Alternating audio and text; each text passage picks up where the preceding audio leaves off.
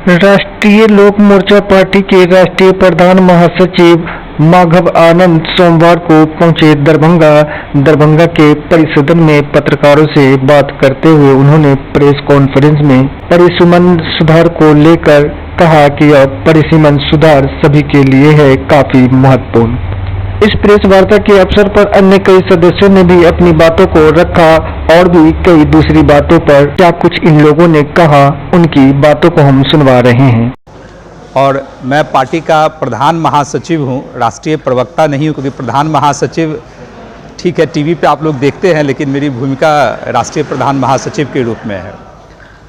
बहुत ही महत्वपूर्ण मुद्दे पे आज हमारी पार्टी बिहार के सभी जिलों में 38 जिलों में एक दिन लगभग एक समय में हम लोग प्रेस वार्ता करने का जो है निर्णय लिया है। मैं अभी 11 बजे मधुबनी में प्रेस वार्ता किया और 2 बजे जिला अध्यक्ष जी के नेतृत्व में आज दरभंगा में भी प्रेस वार्ता करने के लिए मैं यहाँ आया हूँ।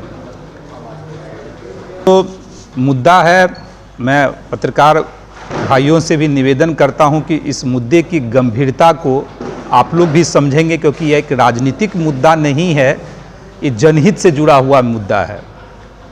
और हमारी पार्टी पूर्व में भी जो हमारी पार्टी थी राष्ट्रीय लोक समता पार्टी RLSP के नाम से, उस टाइम में भी जब हम लोग NDA सरकार में थे तो आप लोगों को याद होगा आदरणीय उपेंद्र कुशवाहा जी केंद्र में मंत्री भी थे और उस समय हम लोगों ने कॉलेजियम सिस्टम को उठाने का काम किया था। उस समय किसी की साहस भी नहीं होती थी कि कॉलेजियम सिस्टम के बारे में लोग बोले, लेकिन केंद्र में मंत्री रहते हुए हम लोगों ने हल्ला बोल दरवाज़ा खोल अभियान चलाने का काम किया। और आज स्थिति यह हो चुकी है कि कॉलेजियम सिस्टम के अगेंस्ट में भारत सरकार भी है, भारत सरकार भी चाहती है कि न्यायिक व्यवस्था में सुधार हो। और पहली पार्टी हमारी थी बिहार में शिक्षा को सुधार को लेकर भी हम लोगों ने आमरण अनशन करने का काम किया था। आप सभी साथियों का भरपूर सहयोग मिला था और जो हमारे लोगों की मांग थी 25 सूत्री मांगे थी, उस मांग को आज के डेट में बिहार सरकार ने लगभग अक्षरशः स्वीकार कर लिया है। एक महत्वपूर्ण मुद्दा जो हम लोगों ने अभी संकल्प लिया है कि उसको जन जन तक पहुंचाना है, वह है परिसीमन से जुड़ा हुआ मुद्दा, जिसको इंग्लिश में डीलिमिटेशन बोलते हैं। यह राजनीतिक विषय नहीं हो सकता है, क्योंकि मीडिया का ज़्यादा इंटरेस्ट होता है, चुनाव का वक्त है कि कौन सी पार्टी कितने सीट पे लड़ेगी उसको जानने की ज़्यादा इच्छा होती है, गठबंधन में सब कुछ ठीक ठाक है कि नहीं उसको बात जानने की इच्छा होती है। लेकिन ये एक जनहित से जुड़ा हुआ वो मुद्दा है और आप लोगों से, सभी लोगों से मेरा आज आग्रह होगा कि इस गंभीरता को समझते हुए आप लोग भी समझिएगा। जिला अध्यक्ष जी आपको प्रेस विज्ञप्ति की कॉपी, सॉफ्ट कॉपी भी सबको व्हाट्सएप पे कर देंगे, जिससे आप लोग को भी आसानी होगी। डीलिमिटेशन एक संवैधानिक प्रक्रिया है और अपने संविधान की एक मूल आत्मा है, एक व्यक्ति एक वोट एक मूल्य, इसी यही मूल आत्मा है अपने संविधान का। और संविधान में इस चीज़ की व्याख्या की गई है कि 10 साल के बाद जनगणना होता है और जनगणना के बाद परिसीमन डीलिमिटेशन का प्रावधान है। आप लोगों को याद होगा 1951, 1961, 1971 तक जो है डीलिमिटेशन का काम हुआ।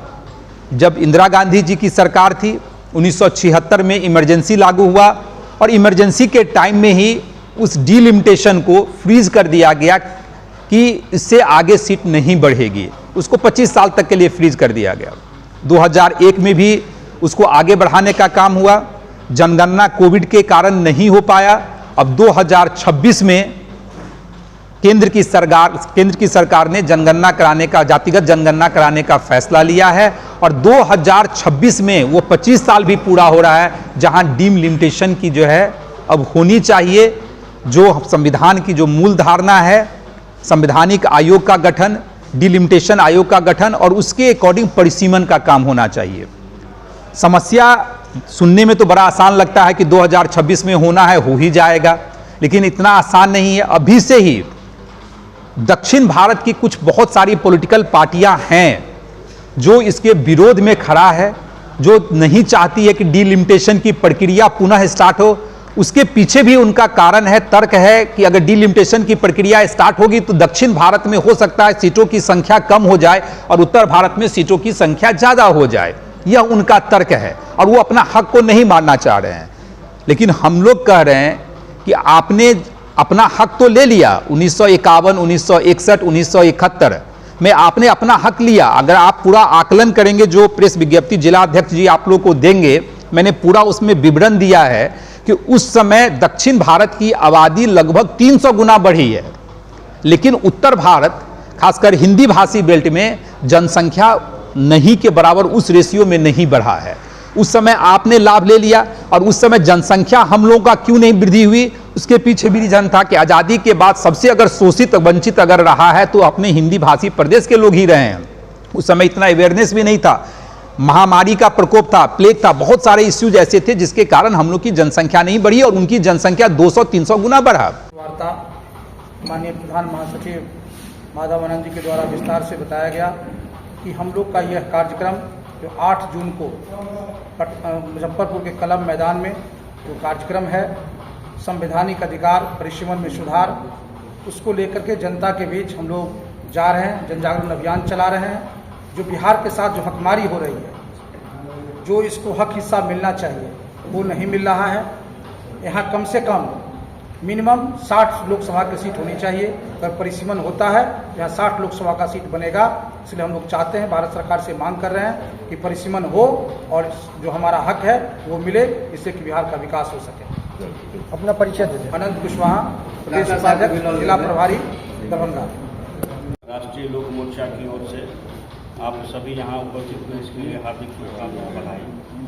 साथ ही आप हम सभी जो आज बैठे हैं इस प्रेस वार्ता में, उसमें सिर्फ मुख्य उद्देश्य ये है कि जो हमारे साथ या हमारे राज्य के साथ या जो भी हिंदी बेल्ट के प्रदेश हैं उनके साथ जो हकमारी हो रहा है उसमें सुधार के, जैसे परसीमन सुधार अगर होती है तो उससे क्या होगा, डेवलपमेंट और तेज़ी से होगा, चाहे वो कोई भी स्टेट हो। उसी के लिए हम सभी लोग यहाँ बैठे हैं और हम चाहेंगे आप पत्रकार बंधुओं के माध्यम से आप सभी भी इस चीज़ को बहुत बढ़ चढ़ के आगे अपने क्षेत्र, अपने एरिया में ले जाएंगे, तो उससे और जो जन जागरण की शुरुआत हम लोगों ने की है उसमें और मजबूती मिलेगी।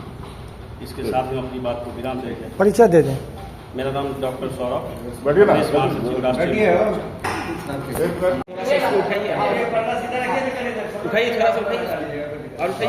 और ऊपर से